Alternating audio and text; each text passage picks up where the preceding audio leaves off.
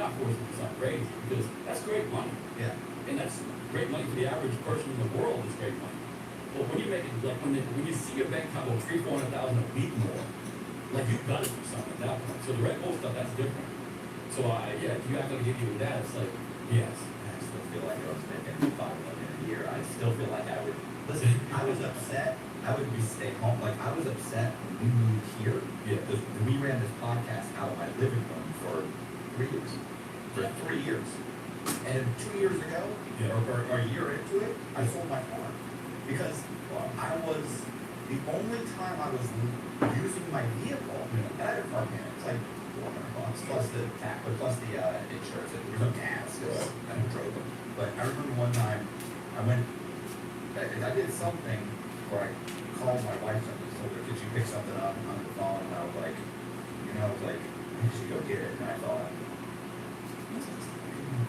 and I literally had driven my car like one time in a month, and the month before that, maybe twice. And the only times I even left, I realized, was like to go get like creamer. Right, sure. And it was like, well, this is stupid. She's coming back in like 20 minutes or an hour. She's coming up from work. Could you stop by the place? Right. And so I called her up and I said, I'm gonna sell my car. And she's like, well, you never used it. Like, she didn't even question it. But you're forced to look at that. When you have money or not. Like, think about if I had money, like, I heat my pool, like, for, like, what, 3 days a year in South Florida?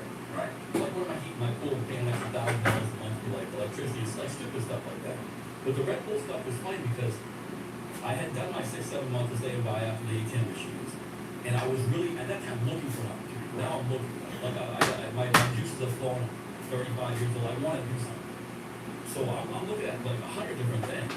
The Red Bull thing like just came upon me because I see everybody with Red Bull cans. I'm like, what the hell is this energy? I drink it, it tastes like crap.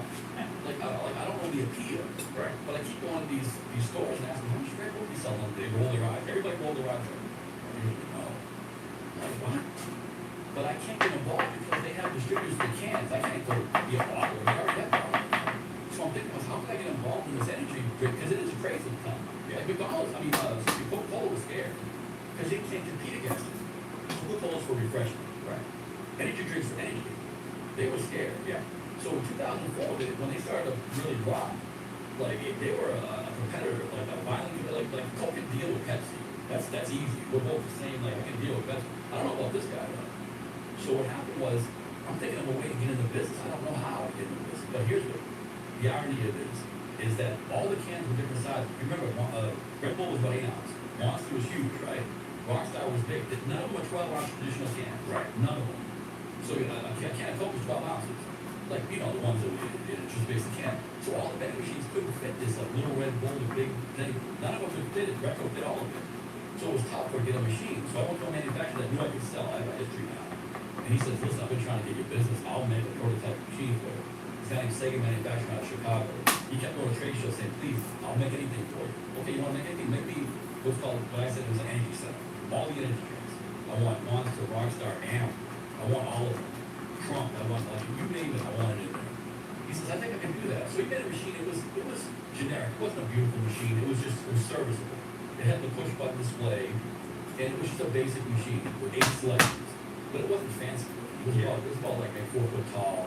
It was just, but so I started selling that in 2004, and I sold 3 of those machines with no cans. You go with cans yourself, but I would give you like Costco, like had a price. I give you the best price in your area.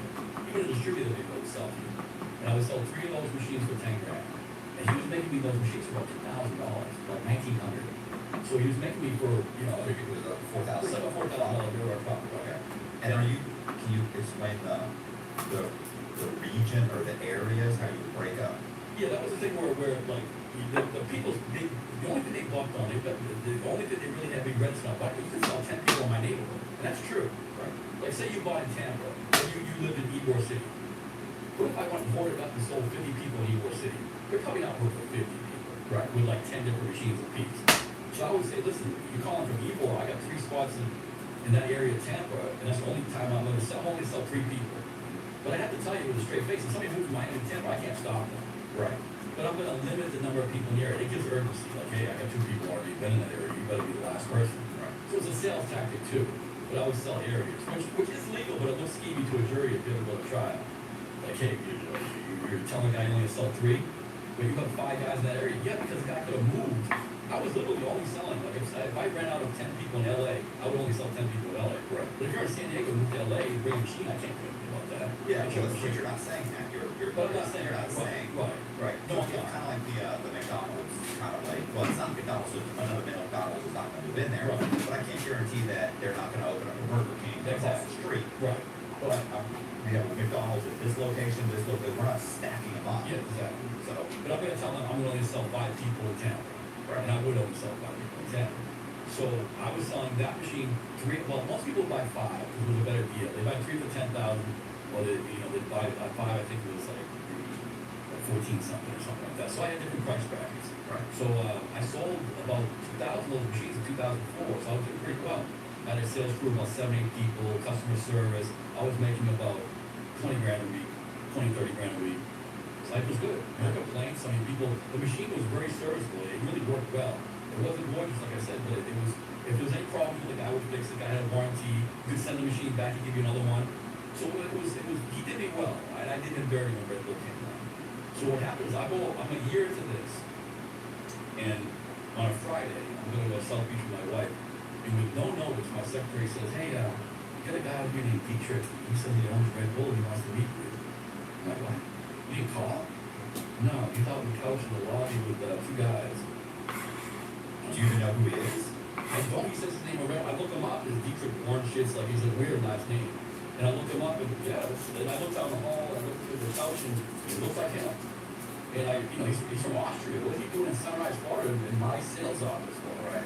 He's got him, a lawyer, this is what I know afterwards, a lawyer, and Gary Smith was the head of Red Bull North America. They were out of Santa Monica, California. But he's the founder of Red Bull, Dietrich is. And at the time, he's got a soccer team, he's got a Formula One team. This is like Those commercials are running. cartoon commercials, right? They're starting to really ramp up. He wasn't as big as his height in 2000, but they're ramping. So he's at my office. What? So he comes into my regular office from the lobby. I'm stupid. I got a big office back there. I got money. I got an office probably the size of your whole office now, my personal office. And so I bring him in, and he sits down. And he says, "What's that machine you got in your lobby?" Because I have an energy center in my lobby. He goes, "Oh, that's a piece of shit." I'm like, "What? Why? That's a machine. I don't even want my product in there. Doesn't matter. You have no say. It's a push button display." I said, "Why are you here? This is unannounced now." He says, "I'm here because of this." And he pulls a briefcase out. He pulls a picture of a Red Bull machine that's 6 foot tall, bubble front, shaped like a Red Bull can. I've never seen this machine. I said, "That's gorgeous." I said, "There's only 3 people in the world that can make that machine. There's Royal, Dixie Narco, and National. Those are the only 3 I can know to make that type of machine." He goes, "Yeah, Royal makes it in West Virginia." I said, "I know Royal." I said, "This is a gorgeous machine. How many machines have you put out the last year?" He kind of presses his chest up and says, 500. I go, 500?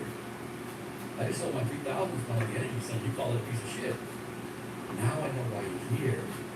Royal's giving you shit. You're supposed to be the next Coca-Cola. You only got 500 machines? He goes, "Well, you could sell more." And then here's the stupid part. I see number signs. And I said, "I could sell 10,000 of those a week. You make Red Bull machine endorsed by Red Bull."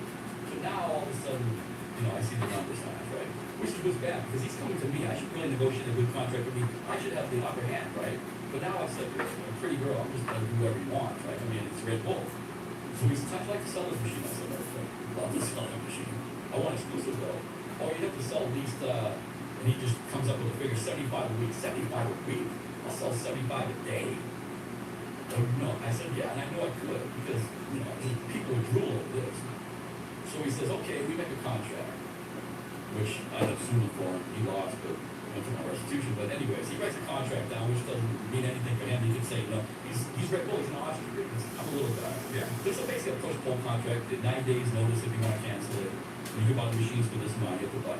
Okay. Here's where I went wrong. I stopped selling the energy center because now he's the redheaded chef star. This is like, J-Lo compared to a girl that's a school teacher or something, right? So the school teacher's nice though. But I told the guy in Chicago, I'm going to sell the Red Bull machine now. Oh, what did he say? He said, "Let's meet in Miami first." We meet in Brinkle, and he said, "They're going to shit up you. You're going to sell a certain amount, and they're going to dispose of it because, they need to get machines out." And I'm like, yeah, it's sour grapes. And I shouldn't have because this guy, he treated me well. And so I said, "No, I'm just going to go with that." Because I didn't want to sell both because it would be confusing. Say somebody come over, do I buy the energy center or I buy the Red Bull machine? What would you tell them? Yeah, I mean, obviously, connection with Red Bull, exclusivity, of course, it's a better position to be in. But maybe not, you know, in hindsight, I should look at it, they're only selling Red Bull. This machine's still selling Red Bull too, but with other products. Right. I don't see that. Maybe that's a detriment for me, but maybe not. Okay, But so. I can see why you would. Oh, of course, I'm making this because I can sell this machine in my sleep. Right. So I started selling that machine, and literally in the first month we sold about 5,000 machines. And like, Royal said, Royal told me to sell whatever, but they don't believe I'm going to sell them. Right. So I give them the first order of 5,000 machines. Oh, we can't do that quick. We can make 2,000, 3,000, but they say, well, we need this part. We told Red Bull, but it's cost like $300,000. We need this machine to actually retrofit the bubble front, and if I don't have this, I can't make those numbers. I said, ask Red Bull. It's Red Bull's machine. Right. So me being stupid and seeing the number signs and say, listen, I'll give you the 300,000, but you got to put it right that you can at least make me this amount of machines a month. So I give them the 300 grand. And listen, I could have sold 10,000 machines a week that you would be able to make it. I mean, then the sales went crazy. I mean, it was nuts. I went from making 20,000, 30,000 a week to making about between 400,000 and 500,000 a week. What do you do with that? And what do you do as a CEO? Now I got to hire 35, 40 more salespeople. How do you control that mess? I got to hire 10 more customer service. I have 150 employees at this time. I used to have like 20. I'm not a CEO. I'm a hustler, right? I mean, what do I know? You went to Austria. Yeah. Because I know the I went to Austria, but I didn't have to go to Austria, to be honest with you. I went to Austria about 5-6 months in for 2 reasons. Right. One is Dietrich, like, begged me to go. Because I think he was, like, proud of it. I was like his little puppy selling a lot of machines, and he was shocked I was selling that many machines because he only sold 500. And the second thing is, I really wanted to negotiate, like, something different with him. Like, here's my angle. Like, I'm selling cans, right? Like, there's a bunch of people calling me up that don't want the machines, that want cans. Right. Why can't I sell it? Right. And he's saying, no way, you're going to go to distribution. I understand they have distributors in their area. But if you're directly calling me for my advertising for cans, and you want to buy 30,000 cans, 1,000 cans for an event or something, why can't I sell it to you? He wouldn't let me. So I went for that too. So I go to Austria, and it's weird because, like, first of all, I don't know why I'm going to that. Really, I don't have to. I can do that over the phone. Yeah. Okay, but I So go. it's cool. I mean, you wouldn't want to go. Why would you want to go? Yeah, I mean, like, it's cool. Like, my name's Levinson, man. I mean, like, in Austria, you know, it's always something like that. Nazi stuff or something. I'm being real. I mean, what am I doing? Because I do go there. The guy that picked me up from the airport, I'm with my sales manager, right? He's in an SUV, and he takes us, like, in the woods. And all Austria is the woods, right? We come from the airport to, like, where there's no lights in the streets. And I'm like, well, the guy could take me anywhere. The guy could be taking me to Lynchburg. I don't know, right? I don't know. Sell it to me machines for the lynch anything. I mean, who knows, right? I mean, like, so you see crazy stuff, right? So I'm going through the woods, and all of a sudden, in the clearing of the woods, you can see the red sign. You can't see what it says yet. And you get closer, it says Red Bull. This factory is like really bonkers. It's 10 blocks long. Right. It's massive. And like at one time, he sold all the cans in the world he sold were through that thing. He wouldn't let people make them in the United States. He eventually did it. Yeah. But there was one time he was so diabolical. I'm going to make every can here. He was making 5.5 million cans in one facility. So that's pretty impressive. But eventually he said, "This is a pain in the ass. I'm not going to do it." I go into his place, and you think my office was big. I got a personal office that's about 1,000 square feet. I thought it was a camp, and I could ship golf balls there. I could putt. His personal office was probably, I'm not going to exaggerate, 5,000 square feet. Like you couldn't even see him on the other side. Like one of those, like it looked like a funny movie set. Like, you know what I mean? Like you see him in a little chair back there. I go in there, and this is the crazy thing he said to me. He said, "Listen," he goes, "How do you sell like already 15,000 machines?" I go, "How? You sell yourself?" He goes, "Yeah, but you know, you must be saying some stuff." And I was like, I'm thinking like I'm looking for a wire or something. Right. I'm like, he threw me off with that. And in hindsight, he wasn't. Yeah, I don't think He's probably already thinking, at some point, I've got to kick this guy to the curb and take this over. Well, I think what he's getting is a little feedback from investors, a little people shitting on us because they didn't do as well. Okay. Like when you first do it, he doesn't know what business I'm. He doesn't really know how it works. He just wants me to like spell machines. Yeah. So the first 2-3 months, people are just getting their machines, and all he sees is me doing crazy numbers. I'm the hero, right? But once they're out there for about 5-6 months, you get feedback on how they're doing, right? So he gets feedback, and like I said, it's not all Pollyanna people who aren't doing some numbers. So now he's kind of getting a temperature that's saying like, hey, you're in the Stevie business. Right. And, yeah, that was his perception, so that's the kind of, Well, you're assuming that he didn't say that. he did not say that. Okay. I'm assuming that he's kind of getting a feel for, like an out, Okay. like an out. Yeah. And then that's why, like, I don't want to skip around, but that's why, he made that memo in trial saying that he gave me a warning, which he never did. Right. A 30-page memo, which he could have made that a day before he went to trial, that's why. But yes, he was trying to make, Red Bull knew they were embedded in the stevie industry, this opportunity. Right. Now they want to spin it. That make any sense? Yeah, yeah. So I make little bad decisions during that time. One is that, when you're selling, like we sold hard. When I say we sold hard, we call a broker up. They're gonna sell you hard, right? If you call a broker in New York, they're not gonna be like, oh, I need to talk to my wife. And you say, well, your wife was the pants fan. They're like, you know what I'm saying. Joseph Vitale, the hard sell. You know the hard sell, there's all kinds of Benjamin Franklin clothes, there's all, but what I'm saying, I guess, is my guys were like, some of the guys in New York, the Boston guys, they're tough sellers. They're aggressive, yeah. They're aggressive. They're not guaranteeing that you make it. We're not saying you guarantee money, but they're aggressive. So what happened was, we started going crazy. I mean, I make the first month maybe $2 million in my pocket. So, like, where do you go from there? But the thing was, like I said, I needed to get 150 salespeople now, like about a little over 110 salespeople, like 40 customer service. That's a lot of people. I mean, you got to be a CEO for this, right? I mean, like cash coming in is like $10-15 million a month, like just pure not profit, obviously, right? No, you got to buy machines, you got to pay the sales. Right, exactly. So I got to get an operations manager. I got to get a post sales manager. I got to get a lot of people, and I'm good at selling. I'm good at hustling. So there's a lot that goes into this. When people call in, who are these people? Where are they finding you? Sure. And when they call in, they're calling in, they're going to a salesperson. What is the salesperson kind of saying? So where are they finding you? What are they saying? Sure. They're finding me on sites called business opportunity sites. You probably never even heard of some of these, but they're incredible. Like one's called Franchise Gator, one's called Be the Boss, franchise.com. They're franchise sites. Right. I could be next to McDonald's. You know how much credibility it is? If I'm on the front page of the site, there's McDonald's, me, and like Jimmy Blue Water. Right. So I can be on these things. And you pay a lot more for the first page. Like if you're on the first page next to McDonald's, you're gonna pay like $100 grand a month. Yeah, but you're gonna get leads. So if you put in business opportunity on Google, it'll come up these sites. Like Franchise Gator, it sounds crazy, right? Back then I was getting probably 100 responses a day. Okay. And I'm next to McDonald's. So this is where I get my leads. The leads wouldn't call in. I wouldn't put a number. I do an application. I want to know who you are. Then we get the application with a number, then a salesperson will call them. And then what's my front door call? We call it front door. Like I don't want somebody to be closed right away. I want somebody to do an overview and saying that if they're curious or serious. Like I want to know if you have the money. I want to know that if you'd be ready to buy. I want to know if you'll be like don't answer any questions, really. I try to just give them an overview. So those people will call them and you send them on a business package. And then they respond to the business package with like a number of a close or like their business card. And they would call back and go over the opportunity. And like I said, at that time they want to know like, who are you, like what are the sales, and that's a picture. So, who are these people? Are these like These are like be your own boss type of people. Like somebody that's say he's working as a postman. So these aren't like millionaires. No, hell no. These are guys that are like a step above, like blue collar. Or these are some middle class people that they're tired of working.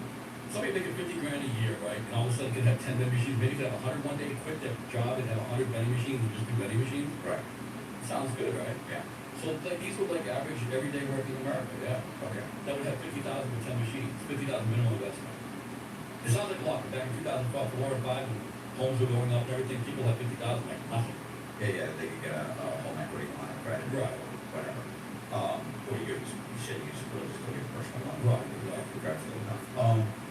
Okay, so I remember this was an issue that one of the things was you had people would call in and they would say, hey, listen, you couldn't give them the exact numbers. Well, here's what I remember. Sure. And I know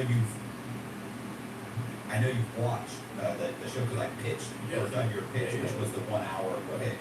And you kind of went over that because I remember when we were talking about this at Coleman, you were like, well, I got trouble because, my salespeople would say, because they never had you on tape. Never. No. So it was always. No, they did take me. but they wouldn't put it in trial because it was bad for them, because I didn't say anything. Oh, okay.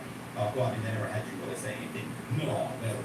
And then your sales people would be like, yeah, listen, like how many, if you found a decent location, Right. how many an hour? Exactly. Right. And you say how many an hour, and then it'd be how many hours a day? Right. And then how many a month? And you explain, and you say, okay, great, you'll have it all, but these things will pay for themselves in 8 months. So if you see those numbers, Right. right? And sometimes maybe you cut those numbers in half, like, hey, we'll be Right, right back. that's what I think. You'll be like, oh, they go like, oh, like six an hour, Right, and of you course. go, no, no, let's cut that in half. Right. And you give it to them, and they'd be paid off in 6 months. Right. And I remember when you were telling me that, I was like, well, that's perfect. I was like, what's wrong with that? There's not that, it's their And I numbers. even did beyond that, on the purchase order, I have to have them sign saying that we guarantee no specific level of income. Right. They have to sign that. Like, I can't guarantee you make $1, I don't know where the machine's gonna go. Right. And then trial, like they said, sometimes they would say, oh, I didn't really read that, well, why'd you sign it? Right, you sign, it's not my fault. But that's common. That's common. But this isn't even fine print, this is like, in the purchase order, the first line, Creative Process America cannot guarantee any, it wasn't even in the back, it was in the front of the purchase order, to make sure that they see that bold print. Now, that doesn't give you carte blanche to say anything for the salesperson, just to have that wipe away everything, but they're still signing that. Well, I remember when you, because this always got me, is that when you guys would say, you know, how many an hour, and I was saying, and I had said to you, well, what's wrong with that? And you said, well, what's wrong with that is that when we would say one in an hour, they have to say one. You know, it's like nobody says 0. They're going to say at least 1 or 2. And you said some of these guys would say 6 or 8 or 12. It'd be like, oh, I should say 10, 15. yeah, you guys, come on, you're getting crazy. Right. But, and I was like, oh, you said they at least say 1. And I go, okay, well, what's wrong with 1? And you had said, well, because actually the average vending machine sells one drink every like 3.5 hours. And you were like, Well, that's what ours did, but what's crazy, but the government had numbers off of a traditional machine, like a Coke machine or something, Right. that they would do about 1 hour. Okay. Like, I'm talking about, this is the government's average. Yeah, Like the government, we show that in our business back, this is the government saying that. right. Which helps you. It helps you. Of course it does, but that's a machine that might sell Coke and everything. Right. And just like our energy center that sells everything. So in hindsight, this is complete hindsight, just being Red Bull maybe hurt it, but it's not gonna hurt sales, because, you see what I'm saying? It's a lot sexier, but maybe the dichotomy of it is that specific machine pigeonholed it where it wasn't the best opportunity, but it looks the best opportunity because it's Red Bull. Right. So that's where I think it came to. So yes, I was truly shocked. Like you can lie detector test whatever. I was shocked that they were only doing 3/4 sales a day. That's a gorgeous machine. Red Bull's selling everywhere. The height of Red Bull. Why is it doing 3/4 a day? It's insanity. What about the references? Well, the references were people that own machines. Right. Now here's the thing. Like I have people that actually bought machines from me that said they'll take calls. Okay. Now Because people that are interested in buying this opportunity are saying like, well, okay, and you guys let would me say, tell you well, that. yeah, We wouldn't pitch it. We have it in our bold book, but we wouldn't say, hey, give me 2 people. No. We wait for them to ask. If they didn't ask, we wouldn't give it. yeah. But if they did, you said, yeah, Right. Because first of all, at first I didn't pay for their phone bill, and that I thought it would be easy for me paying them anything. And the government made a big deal of me paying for their phone bill. Like just like bring me a phone bill and I'll pay for it. Right. Like, oh, now they're salespeople. You go, no, they're not salespeople. They bought machines. But here's the. Normally, multivitamins A, B, C, D, and E. Vitamins.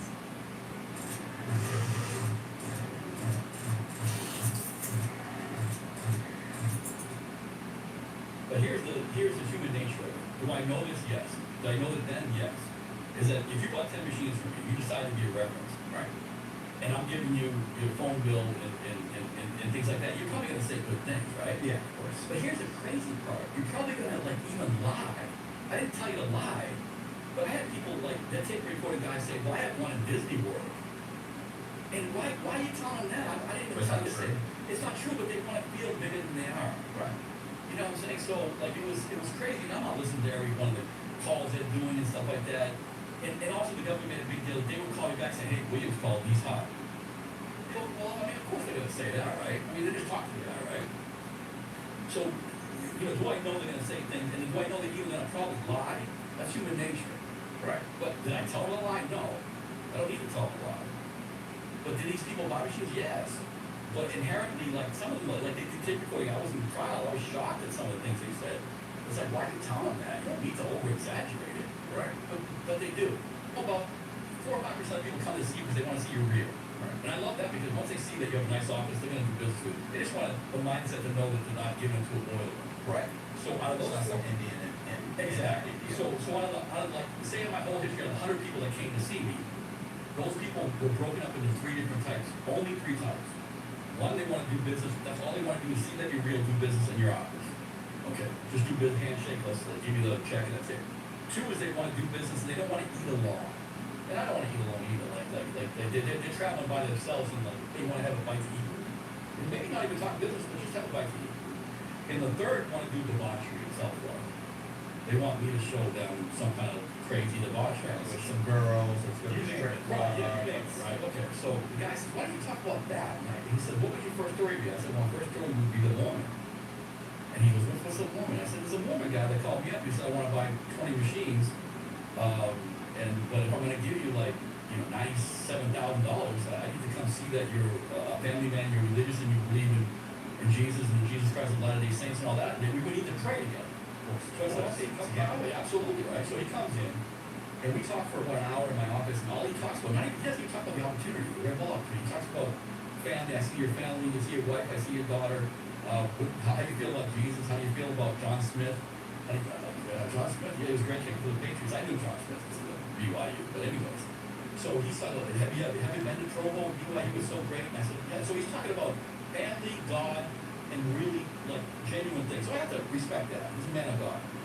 So he says, I'm going to do the deal, but I want to pray on this. Let's hold hands. So we hold hands, I pray. Right? And we do the prayer. And he says, I feel good about you. Yeah, I'm going to do the deal. Okay. Gives me the check. He says, but I'm staying at the Atlantic Hotel in Fort Lauderdale Beach. I really don't want to eat alone. I said, fine. Yeah, there's a restaurant downstairs called Trina at the time. And Trina's was a good restaurant I liked. And I said, meet me there at 7:30. He goes, yeah, I'll go down to my room at 7:30. Okay. I go there at 7:30, we eat, and for about 3.5 hours, all he talks about is Jesus Christ, Latter-day Saints, Mormons, my family, his family, really genuine stuff, right? So I said, hey, it's about 10:30, I don't have to, but it's kind of, at this point, it's been said, right? So he said, hey, listen, it's kind of nice early, I was thinking about going to one of those clubs. And I'm like, clubs? Like, you don't seem like a, bed mansion in South Beach, the club, right? I go, well, okay, I can take you to a club, get in the door. So we go down to Miami, we're on 95 going down to Miami, and I'm going to go to a club called Bed back there. So halfway down, he says, I think you misunderstood me. I'm like, no, he said, you want to go to a club, right? He goes, I'm talking about one of those gentlemen clubs. I'm like, you want to go to a strip club, man? We have plenty of Fort Lauderdale. I have to go all the way down to Miami. I turn the car around, we go back to Fort Lauderdale. So we go to Pure Platinum. It's not there anymore, it's Pure Platinum in Fort Lauderdale. And we go in there, and he looks like a 10-year-old has never seen titties before. Right? Like he's looking around like this, right? We sit down, and this girl named Megan and I go there and say, hey, Andrew, how you doing? I say, good, Megan. Right. You know, I took class there. I took class there. Actually, at one time, no, not about that. I went to bed by myself. But I was actually at a time kind of border strip club. It's like the same thing. Like, like, just give me a lap dance, let's go. Like, let's get the grind on or something. So anyways, we sit down, and he points to a guy and a girl over there. He says, what's that? And I said, you mean that? He goes, yeah. I go, that's a lap dance. You want a lap dance? Hey, Megan, you get a girl to give him a lap dance. So he taps me on the shoulder while she's going to get a girl. He says, can you make it an Asian girl? I'm like, I don't know. Like, I asked, maybe get an Asian girl here? He goes, yeah, we do. We have a girl, whatever her name was. She comes over, I give the girl like $200. Just give him like 10 lap dances, blow his mind. Right. Okay. I go back and get my lap dance. Right? So I come back about an hour later, and he's loving it, right? I said, listen, I really do have to go. I'll get you a car. You can take your car back. Like, I'll get you somebody. You have a great time. The machine's going to be there in about 3 days. Everything's good, right? He's like, no, I'll go back with you. I'm like, why? You're having fun, right? No, I'll go back with you. I said, okay. We start driving back to the hotel. It's a short drive. He's like, listen, the night is young, and like, I'm kind of like lonely. So I'm like, yeah, it's not young, and I'm thinking like lonely. I don't know if he wants me to go or not. I don't even know at this point. He's like, I'm looking for one of those like companions. And Marian will come here to Oh, you want to get guess? I was like, I think that's what they call. So I know Marian Joey. and Jen. I've got guy, girls for The one that him, visited other last clients time? before, so I call Joey. I'm like, how was it up the other time? I don't know what time. I got a client here, he's at the Atlantic Hotel. You just come here, I don't know what time. 10:24, can you get a girl to come up? And he tapped me in the shoulder again. Asian. He said Asian. So he says, I have an Asian girl. She can be there like 20 minutes. Great, I'm dropping the guy off. He's like, I'm looking for one of those like companions. You want a hooker? You want a yes? And I was like, yeah, I think that's what they call it. So I know a guy named Joey, like a mock up guy, here he is. I've got a guy, girls for him with other clients before, so I called Joey up. Andrew, what's up? You haven't talked to me in a long time. Like, I got a client here. He's at the Atlantic Hotel. He's got room number, what is it? 1024. Can you get a girl to come up? And he tapped me on the shoulder. Asian. He said Asian. So he says, I have an Asian girl. She can be there like 20 minutes. Great. I'm dropping the guy off. Great. I gotta go back to Davy. It's out west. I gotta ride back. It's fucking 2:30 in the morning. Excuse my language. So anyways, I leave there. Hey, wait. And I'm going back home, and I'm almost 2 minutes from the house, my phone started blowing up. And so my phone keeps calling, and it's my wife, maybe, but she knows I'm doing business at night. She's Wait a doing business at work. minute. Well, I found my wife's number, I pick it up, I say hello, and it's Joe. And Joe says, "Can you move my hand? I can kill you, what are you doing? This guy just punched my girl in the back of the head, tried to put it in her butt, and called her." And I'm like, what? I'm like, holy God, I don't know this guy. He's like, hold on a minute, right? He goes, go back there and handle that. So I go back from Davy, turn around, and go all the way back to the beach. I go in the Atlantic Hotel, she's in the lobby, it's like 3 o'clock in the morning, she's like holding her head. And I'm like, I go, what's up? She goes, you know that? And she always says, 16. The girl says, she was like, no, I don't need it. Right? What happened? Listen, I told him everything was good, it was paid for, it was just gonna have regular, sex, and he tried to put it in my butt. And I said, no, he bumped, punched me in the back of the head, he called me a racist name. And I'm like, what? He goes, yeah, I can feel it. I felt her head move along on there. And I'm like, I go through the room, and I'm like, I ring the bell, and he doesn't answer. I'm knocking, banging on the door, I don't care, I'll call the cops. I'm like, you need to answer. He opens it up, it's like Jekyll and Hyde. He went from like the mural, like talking to these guys, and he looks at me. I said, this guy's got marked up, or the escalator. Oh, I don't care, man. Shouldn't he let me put it in her blood? I'm like, you're nuts, man. You're nuts. So I go back down, I give the girl like $300 to have her shut up. I go, you want to ride home? And I'm not that bad of a kid on the girl. At that time, I'm almost that bad. But I didn't. I just throw her back and switch the machines and never working. Like I'm anyway. So he didn't buy it. No, I did buy it. He went out to eat with her. He didn't buy it. He bought a machine. Yeah, that was the money. What? It's just a video. I don't know if you want to do it. I recommend my wife. I was gonna say, no, I do. You know what I was thinking about? I was thinking about the guy, I'm not ready. It's a long story. It's a long story, but at the end of the story, like, the guy ends up fucking the head of the brothel, the older The friend who was, I never remember the whole story. That guy, that's my, let me tell a picture of that one. The vision one's crazy. The vision one's crazy. Like I said, by the time I've been here for 5 hours, it's like, geez, like a marathon or something. I'll tell you the vision one over about it. So the guy comes, his name is Tex. And he's from like Austin, Texas, right? And he says, listen, I want to buy 50 machines. It was like $235. He says, but I only want one thing from you. No, I want 2 things. He said, I'm going to come on Friday to do business, but I need you to be at my suite at the Marriott. I have the whole top penthouse suite. I need you to be there at 8 o'clock. What's the second thing? He says, don't bring your wife. We're going to be out till like 8 o'clock in the morning. I'm like, really? So, I'm like, all right. So he says, listen, I'm a businessman. I'm just going to come in there and business is going to be easy. Okay, so he comes into my office and he's like 6'8", with a bolo tie and like a cowboy hat and boots on. And he shakes my hand and he almost breaks it through. The other guy shaking hand, it hurts. Yeah, I almost broke my hand. And he gives me a check for $235 without before talking. A cashier's check. All right. He says, listen, we're going to talk a couple seconds, but basically be at this address, at this penthouse suite at 8 o'clock sharp. All right. So I go to the penthouse suite that night at 8 o'clock and I ring the bell and the answer. Finally, I'm thinking Texas there, right? And what I don't realize is that Texas kind of like deviant is that he's looked for the best looking bitches in the world. He scoured the earth for the non-filament bitches. Like the ones that have no, like the good looking ones. Like they come out they're not the forehead ones, right? And they're gorgeous, right? But he's really scoured the earth. Yeah. So he lives with 3 of them. One of them opens the door and she looks like Pocahontas, but she's 3'10". So she's looking out. So he's looking out for me, right? She says, come on in. She holds my hand, brings me in the suite's room, and there's 2 other bitches. But like I said, non-forehead. So they're partying, they're like already doing drugs and stuff, and I'm like, all right, they keep wanting me like I'm drinking, but they keep wanting me to take these pills, and I'll take it, like fortune pills. Like, I don't know what it is, I thought it was tranquil, I didn't even know. Asked my brother, and he didn't even know what they were, he was into that stuff. So finally, Porque yo creo, okay.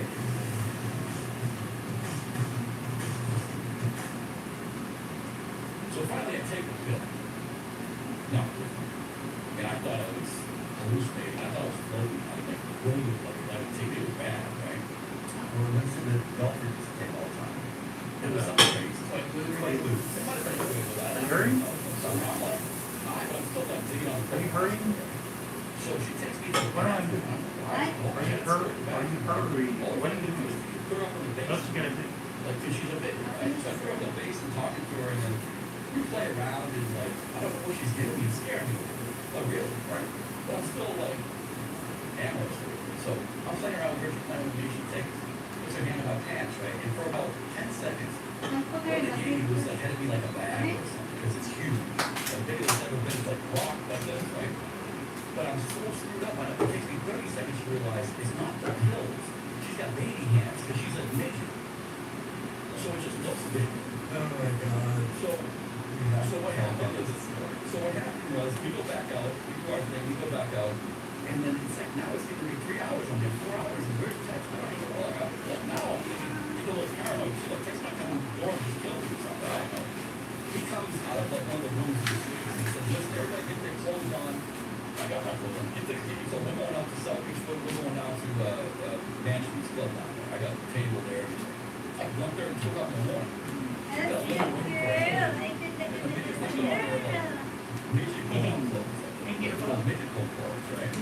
So listen, I've been to South Beach with, I actually had Miss Venezuela work for me, my wife is gorgeous, I've got looks before, I've never had the looks I've had. To be with text, the 3 midgets walking in South Beach, I'm like, people are like, what the hell is this? I'm like, you're 6'2", I'm 6'2".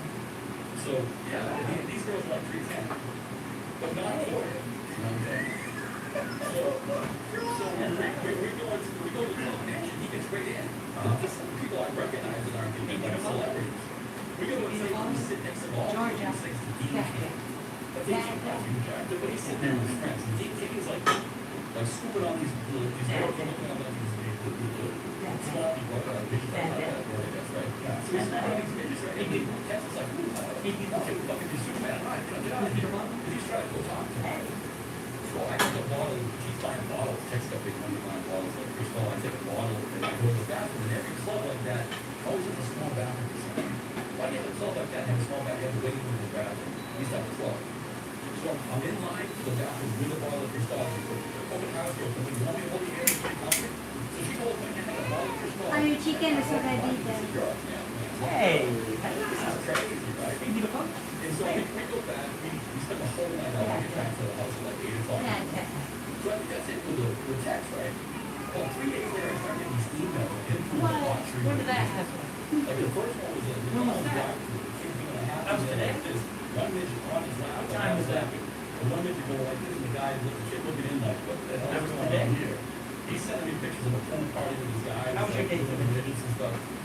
So about a month later, Dad. my office was kind of mismatched, like moved so fast. I had Dad, to Dad. over here, and it's all in the same place. It was always so I had to go all the way to this office, this office. So my wife had been there for like 2 hours. My secretary said, hey, Yeah. what's your office? I'm waiting for your office. George. Oh, no, she's not matching. George. I left after 2 hours. She's like, man, these emails, man. I go, this guy wants me. He's going to be busy, but I don't have one. Hey, beautiful. Hey, beautiful. Hello. Man, I thought that was good, Barrow. Hey, you know what? What did was in prison? Think about that. One of the Austrian guys. Chickens there? He's from Atlanta, right? Everybody's Hey, thinking beautiful. from Atlanta. Hey. Hello. Right? Because you're on bar. You bar like, Hello. Gio. so because next time you say, I said, I'm already in Atlanta for what, another 6 months. I said, no, you're in Atlanta for like 6 months. I knew I was in Atlanta, so I was going to okay, so I was trade show in Atlanta. So we meet up. And I was to stay at the Ritz-Carlton in Butler. And he said, let's meet at Emeril Lagasse's place. Emeril Lagasse had a place. And of course, we meet there. This guy named Boyd Barrow, he sits down for about 3 hours with us, eats and talk business, and has about 13 mixed drinks. about 13, right? So, Gee, and like, I don't know, but now he said, no, that's not the pink pony. Pink pony is a strip club. We go What? there, he sees that another like 15 mixed drinks. And I'm like, When did that happen? That was today? That was today? The ballet dance. Was that today? What you did today? So, How was your day he said, today? in that county, I said, well, Did you have a good day? I just heard you fart. What's that? I heard you fart. He knows a lot about that. I heard you fart. Hello. It's pitch black on the Dad. highway, taking me. Don't worry. Dad there. I ain't gonna take like 3 miles, we see nothing but pitch dark. And all of a sudden I see a little light, a little yellow light come up. And I'm getting closer and closer, and I see now it's this Asian massage. So we stop in there. Everybody is canceling the order. In there, there's about 10 girls sitting on the couch. And the man on Hey the couch says, Chris, Merry Christmas. How are you doing? Hey Gia, Daddy just get the food downstairs. Go back and get outside. Hello. Mommy is And like, when she's like, is everything wrong? everybody. He's like, no, Say Merry Christmas, everybody. Merry Christmas, Uncle Chris. Merry Christmas, everybody. Merry Christmas, everybody. I just woke up. I'm cooking. I am finding someone who carrying the cookie. Oh my gosh. How is it, It baby? was 5,000. No good, huh? And she's like, no, I don't do that. I just don't do that. 10,000. It's a black car. No good. How am I scaring you while cooking? So she goes, runs the credit card. They go off together. We do our business, and I'm back in the couch talking to the girls. They have a little bar there. He's sitting there for like an hour and a half. Boy. They come out. Now she's looking rough. Their boyfriend's money's worth, I guess, right? Ayaw ko rin ako sa tayo. We leave out of there. Why? The hotel. I had to get ready. My man starts at like 7:30. I think it's Steve. He's sleep hard at night. You know how disruptive that can be when you're having trouble falling asleep. You know, he's not sweating. You're not all day long. That's where Ghost Bed can help. As makers of the coolest beds in the world, Ghost Bed is your go-to for cooling mattresses, cooling pillows, and cooling bedding. From the signature Ghost Ice fabric to patented technology that adjusts to your body's temperature, every Ghost Bed mattress is designed with cooling in mind. So whether you want a comfortable mattress that cushions your shoulders and hips, or a firm option with exceptional support, your Ghost Bed will keep you cool and comfortable all night long. When you purchase a Ghost Bed mattress, your comfort is guaranteed. You can try out your mattress for 100 million nights, risk-free, to make sure it's the right fit for you. Plus, they offer free shipping, and most items are shipped within 24 hours. If you're not sure which Ghost Bed is right for you, check out their mattress quotes. You'll answer a few questions to get a personalized recommendation. Uncle Chris, thank you so much. Merry Christmas. And use code Hey, COMPACT sweetie. at checkout. Like, oh, hey, like 25 minutes later, I'm home. She's crying. She's waiting for Waiting. you. You know, like, you know, She's waiting for you. Why didn't you talk to him? And so he's waiting out, and he goes, I'm going to that. So I don't see him for another 15 years. No, no, You're no, the no, this man, yeah? the next time I see him, is I go to him from the low. You know, and I can't- Definitely I'm on my hard phone. to look. He's in the morning. The same Gia. hour. Hey, Gia. Take Tuesday. Not even a- Hello, Dada. Why was he locked up in prison? Dada. Dada. Hello. Oh, he did some kick too, like manufacturing stuff. And yeah, oh yeah, not the Red Bull stuff. I'm cooking. This man. You told me. You smell the Indian. A few days Merry later, Christmas. Thank you for the donation. Cake.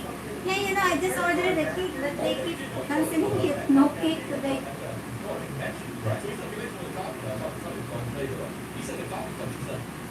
Hey, Gia. Gia. Hello. Hello. Hey, beautiful. Hey, beautiful. Hey, beautiful. Hey. Hello. So, in the height of this, Maybe tomorrow we can buy cake. Hello. How much guys? Your Christmas birthday tomorrow. Hello. like I'm making like every week $400,000. How much not I'm tomorrow? like, what do you But do? next week. You don't know, but here's the thing. Here's what you still know. If you have a higher sales, you Yeah, can't go listen to to- conversations, right? Here first we go. Calls, but this is okay, the calls are here. You can't listen to that many conversations, and plus, Yeah, I'm a okay. sales guy. I'm going to say something like, that went over the years. That went to the worldwide deal account. Excited? I can just do it on my cell phone. Like that? The guy's number. How will open The guy that's, he's picking, he has his phone number, right? Right? your concern is